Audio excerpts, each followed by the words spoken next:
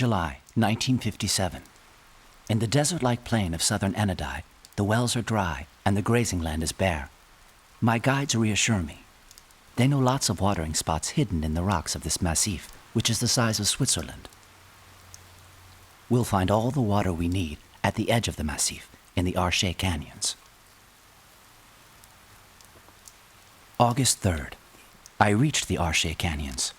There are large gueltas fed by springs and saved from evaporation by the shade of the sandstone cliffs rising to 200 meters. This great quantity of water has perhaps enabled the survival of rare species of plants or animals. While my guide set up camp, I climbed the cliff. From the top, I can see all the canyons.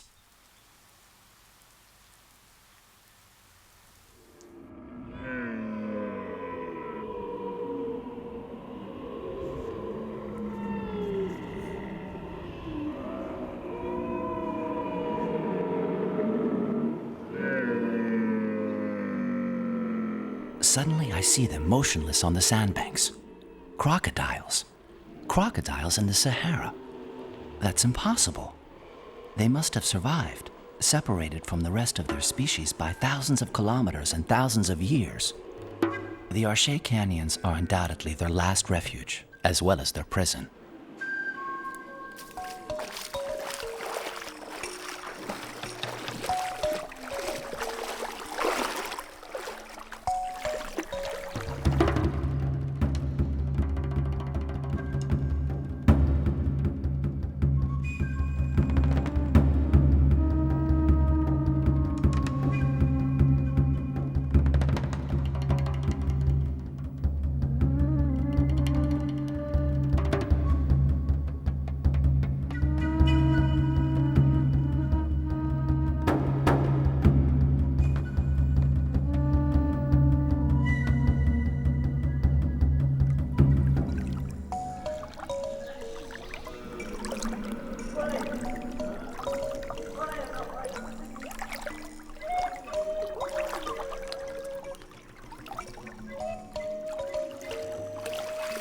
The water in the guelta has been soiled by camel excrement.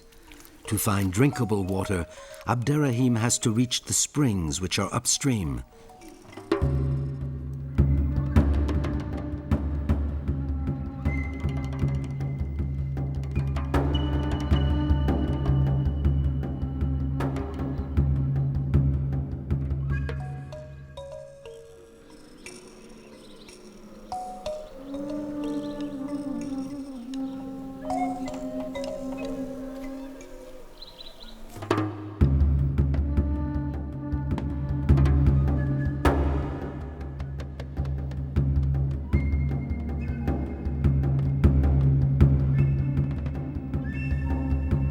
Like Hubert Gillet 50 years earlier, Abderrahim has to go through the dark water. Ingai has told him to be careful. One never knows with crocodiles.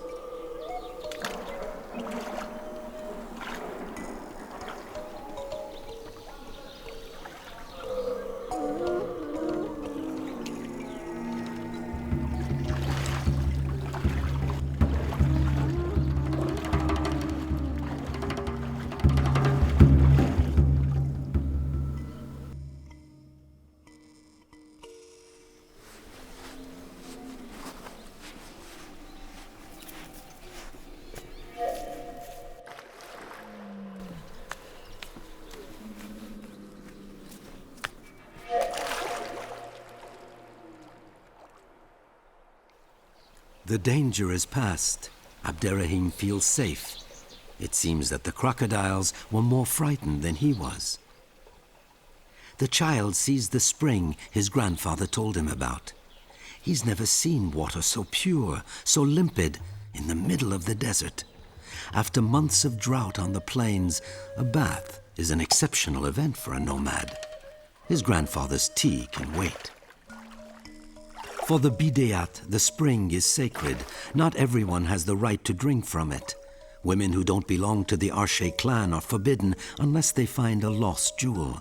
Abderrahim knows this belief. When he was small, his mother told him the legends of the springs, and so he looks at the bottom There are no jewels, but there are thousands of little fish.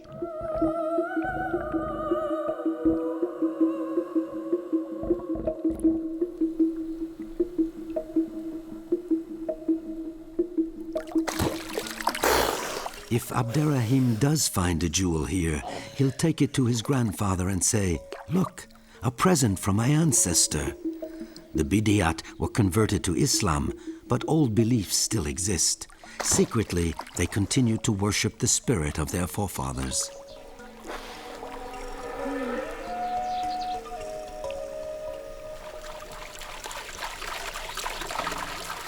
Crocodiles are also greatly respected. The Bidiyat consider them to be guardians of the spring. If they dare kill one, the water will disappear.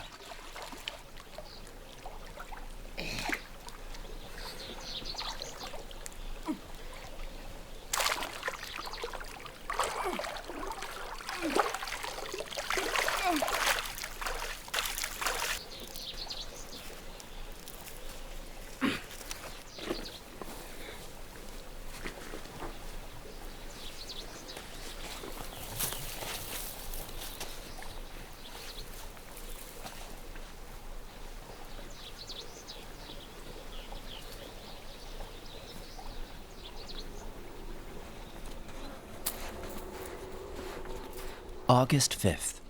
I noticed the tracks of a small crocodile in the sand. These reptiles are very fearful, strangely enough. As soon as I approach them, they dive into the water. A little further on, I find the animal's excrement. I analyze it, hoping it might tell me what a crocodile eats in the Sahara. I find the remains of fish, frogs, and aquatic insects. In other words, they eat whatever is in the guelta. But their meals are more like survival rations than real dinners.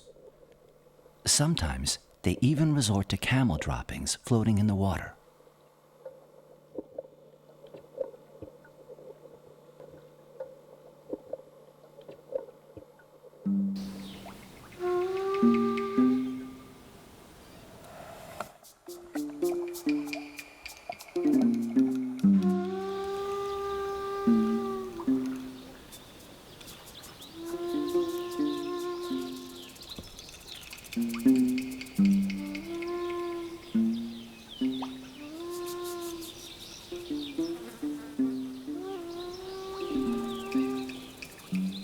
As soon as the sun enters the canyons, the crocodiles leave the water.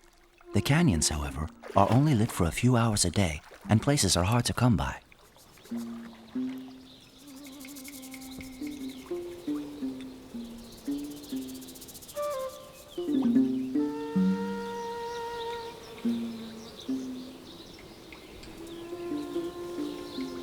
This sun bath is absolutely necessary. Like all reptiles, they can't adjust their body temperature. Once the sun goes down behind the cliffs, they return to the water, where it's difficult to see them. In the meantime, I watch them for as long as I please.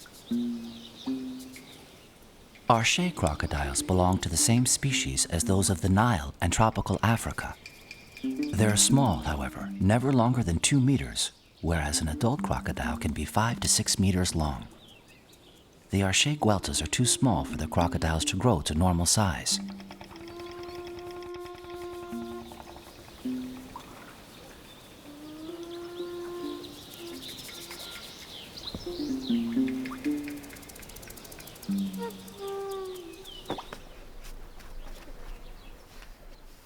My guides tell me that during the rainy season, the waters rise so violently that they can carry a crocodile away for several kilometers.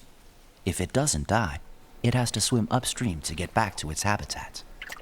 Smaller animals, like fish and frogs, find themselves prisoners of tiny potholes. If they're lucky, the water will remain until the next rainy season.